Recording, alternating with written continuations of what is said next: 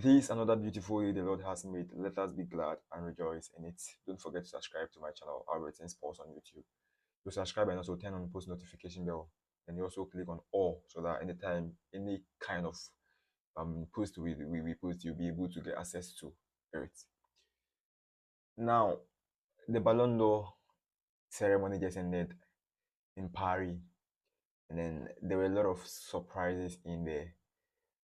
It was very surprising because through the from the build up to the main ceremony, we all were anticipating Vinicius Junior to be crowned as the best player by the French football magazine as the best player for the year under review. But unfortunately for him, he was not able to win the award. And then Rodri has been crowned as the best men's player of the year according to the France football magazine. But there were a lot of awards that also took place. A lot of people, sportsmen, were honored based on how crucial they were in their category. But we are starting off with the women's football, and then we start with the women's coach of the year. The women's coach of the year went to Emma Haynes. Yeah, Emma Haynes last season was the coach for the Chelsea women's team, and then currently he's the coach for the United States of America. So he's the US national team women's team coach. Currently, he won the women's coach of the year and the men's club coach of the year or men's coach of the year overall. Men's coach of the year went to Carlo Ancelotti from Real Madrid. Yeah, so the Italian manager, after winning the Champions League last season, won the men's coach of the year at the end of the ceremony. Now let's move on to the clubs of the year. So starting off from the women football, and then the best women club of the year went to the Barcelona women's team. So Barcelona Femini won the best football women's club of the year. So they were crowned as the women's best club of the year. And then the men's best club of the year went to Real Madrid. Yeah, they are the defending champions of the UEFA Champions League. So they won the best men's club of the year. But surprisingly, they didn't attend the ceremony. Yes, so there was a communique, or there were reports circulating around. I mean, for the past hours of before the event started, that Real Madrid wouldn't be able to make it to the award scheme or the ceremony because they thought it wasn't that transparent, and then they were not that it wasn't that legit, and it has lost its credibility. So they didn't see it to be necessary to go in Paris to support their contestants of those people who were competing for their awards. Now let's move on to the Yashin Trophy. The Yashin Trophy is a trophy given to the best goalkeeper of the year. Best goalkeeper of the year. And from the best or for the Yashin Trophy went to Emiliano Dibu Martinez, Aston Villa, and then Argentina. Don't forget that Argentina won the Copa America. So Dibu Martinez was crowned as the best goalkeeper of the year. And then Unai Simon came second. He won the Euros with Spain. And then Andrew Lunin for Real Madrid was third. And then we had Giorgio Mamadashvili for Georgia. Mamadashvili for Georgia was fourth on the chart. And then we also had Marc Maignan for AC Milan in France. He was also there. He was fourth on the list. On to the Copa Trophy, the best under 23 player of the year. The best under 23 player. So we'll be starting from the 8th to 5th. 8th to 5th. So, sorry, from 5th to 10th rather. So we start from 5th to 10th. So we had Karim Konate, 20-year-old boy. He's in there. He was 10th on the charts. And then we had Matisse Tel for Bayern Munich. He was 9th. Warren Zaïre-Emery for PSG, and then France also was in there. We had Alejandro Garnacho and then Joao Neves. They ended up they were from 5th to 10th in there. And we had so now let's rank the Ballon d'Or, the men's Ballon d'Or, so the overall best player, the men's Ballon d'Or. So we'll be ranking from I'll be taking you through from the list in the list from 6th to 10th, from 6th to 10th. Now, 6th position we had Kylian Mbappe. So Kylian Mbappe, after he spell with PSG, he moved to Real Madrid, and then the France national team was sit on the table after voting, and then we had Lautaro Martinez after winning all those trophies and all those individual achievements for Inter Milan was seventh on the list. Then Lamine Yamal became the youngest footballer to make it into the top 10 Ballon d'Or list. Yes, Lamine Yamal at the age of 17 made it into the top 10 Ballon d'Or list. So he was eighth on the chart, and then we also had Tony Cruz. He has retired from club from association football. He was ninth on the list, and then we also had Hurricane on 10th of the list. Now let's move on to the women football once again. So the overall winner for the women Ballon d'Or, the overall winner for the women Ballon d'Or went to Aitana Bonmati for FC Barcelona. But surprisingly, Barcelona had three players from first to third, and for the last four ceremonies, or for the last event, for the last four events the France Football Magazine has organized to honor a female or a woman to who has been the best player in association football for that year. For the past 4 years has gone to only Barcelona players. Aitana Bonmati has won it this year and then last year. And we also had Alessia Putellas before Aitana Bonmati. He had also won it for the past 2 years before Aitana Bonmati took over. So we had Caroline Graham Hansen was second to Aitana Bonmati, and then Salma Parallelo was third to Aitana Bonmati. So they won, or they were the top three in the Ballon d'Or chart. Now let's move on to the top three for the top five for the Copa Trophy. Top five for the Copa Trophy. This is an award proud to the main events. There were leaks about who has won this particular award.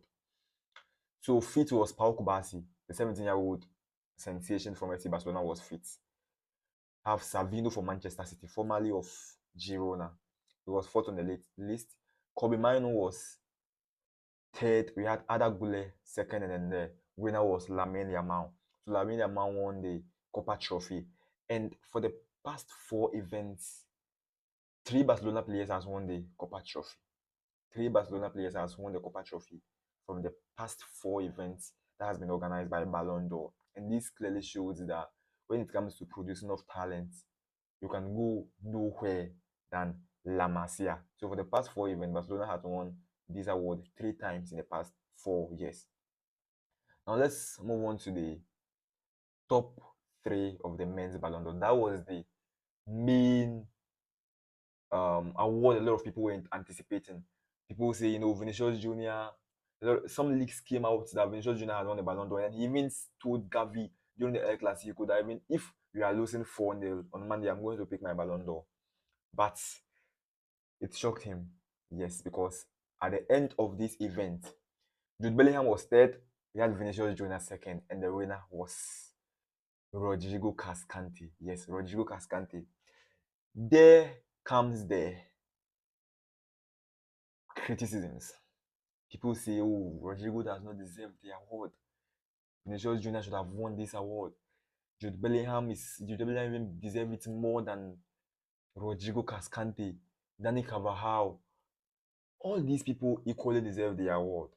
Now, this is where we are going to stretch on our video. That's why I'm going to analyze the video now. The award scheme now. Checking the list, we can find Lautaro Martinez seventh on the list. How did Kylian Mbappe and Erling Haaland, who was fit, came before Lautaro Martinez? Yes. How did Erling Haaland and Kylian Mbappe came before Lautaro Martinez? Because Lautaro Martinez won the Italian Serie A, the Italian Supercoppa. He won the goal scorer in the Italian Serie A. He won the Copa America and won the Golden Boot in the Copa America. So with this, achievement he had for the past or for the year under review, based on that, they awarded the best player in Europe or the best player in world football. How did Kylian Mbappe, who won only the French League came before Lautaro Martinez. How did Erling Haaland? Yes, Erling Haaland was the top scorer in the English Premier League.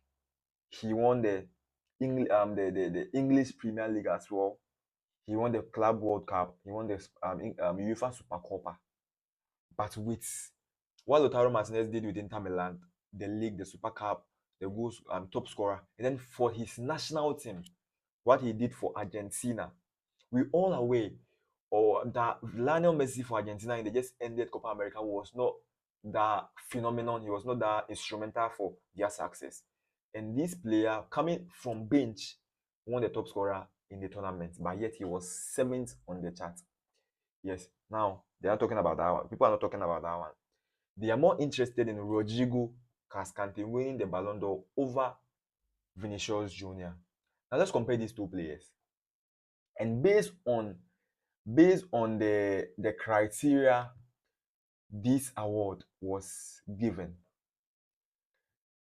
Ballon d'Or said individual achievements, what you did, how impressive you were for your club achievements or trophies you won, and then your class and other things. I'm not interested in that.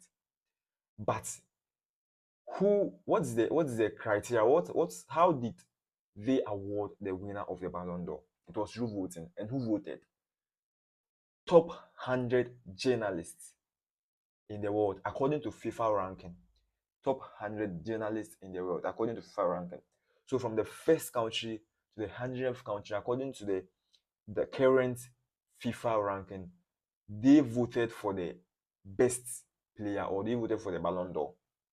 And after the voting, Rodrigo won. They saw Rodrigo being they saw Rodrigo that he deserved the award more than Vinicius Jr. Now let's go through their statistics in the year and the just ended the year under review. Based on that, they awarded Rodrigo as the best player. Now both players, Rodrigo played 63 matches for Manchester City and Spain. Vinicius Jr. played 49 matches for Real Madrid and Brazil. Now, Rodrigo, as a defensive midfielder, scored 12 goals. Vinicius Jr., as an attacker, scored 26 goals. Now, let's come to the assist. Rodrigo, as a defensive midfielder, gave or provided 14 assists. Vinicius Jr., as an attacker, provided 11 assists. Now, key passes. You see, these are where we should regard the midfielders or those people who play more deep on the field. Rodrigo gave 100 key passes, Vinicius Jr. only 70. Big chance created. Rodrigo, as a defensive midfielder, created 11 big chances last season. Vinicius Jr., as an attacker, created 19 big chances. Sorry, 19 chances, not big chances, chances created. Now, big chances created. Rodrigo created 4. Big chances missed. So the first one was big chances created rather. So 11 for Rodri, 19 for Vinicius Jr. Now, big chances missed. Rodri missed 4 big chances. Vinicius Jr. missed 26 big chances. Now, successful dribbles.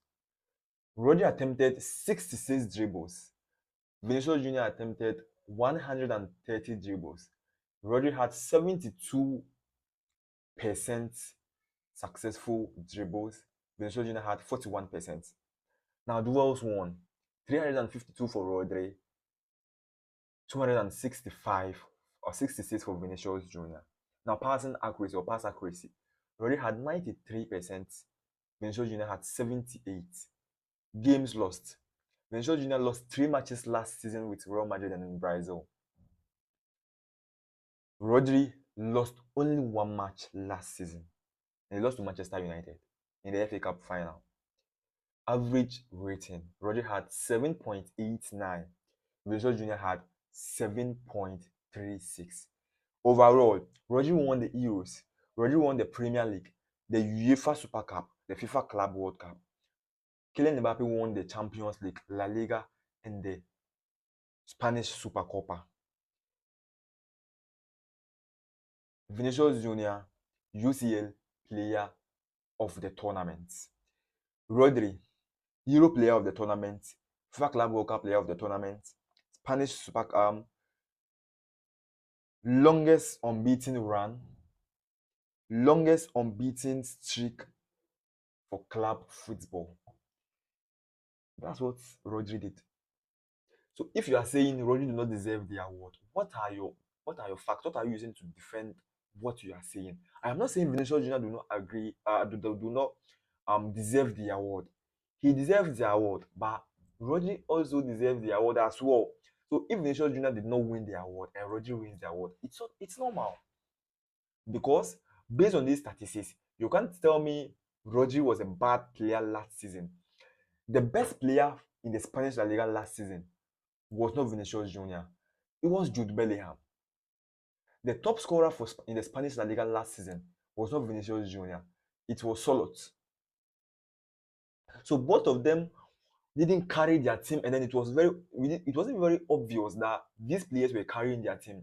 But considering the statistics, yes, I agree. The standard of the Ballon d'Or has fallen. That one is a fact, because considering the standard of and the players who won the Ballon d'Or, from Kaka to Ronaldinho to Messi to Ronaldo, to those players who won the Ballon d'Or in the past years, cannot be compared to this current quality we have. But this is the current system we are now. And at the end of the day, they said Vinicius Junior should be second and Rodrigo should be first. I am aware, I agree, and I understand the frustration of some Real Madrid fans and the Real Madrid team as well for boycotting the award ceremony. But hey, Rodri equally deserved the award. We can also make case.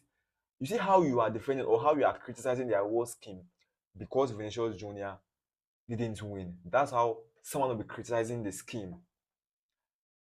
What is his reason? Because Lautaro Martinez didn't even make the top 5. Carvajal also deserved the award equally. And one thing that actually affected Real Madrid, I think affected Real Madrid, was the Carvajal, Jude Bellingham, and Vinicius Junior all competing for the Ballon d'Or. They equally deserved their Ballon d'Or. So now you have 100 journalists voting. Vinicius Junior had a good season. Jude Bellingham had a good season. Now you have to split these votes to these players. Now splitting the votes to these players, between 3 players and 1 player standing alone, fighting for his vote from only one club, from a club, and then one club, you producing 3 players to win it.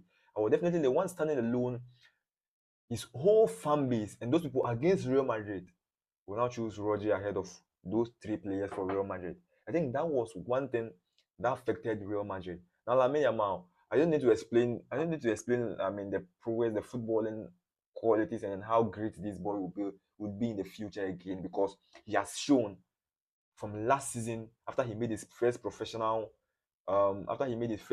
debut under Xavi last 2 seasons for some just 5 minutes, and then he came in fully. And last season, he showed class and he showed quality, and he won the Copa Trophy. Yes, another good player, was second to Lamine Yamal.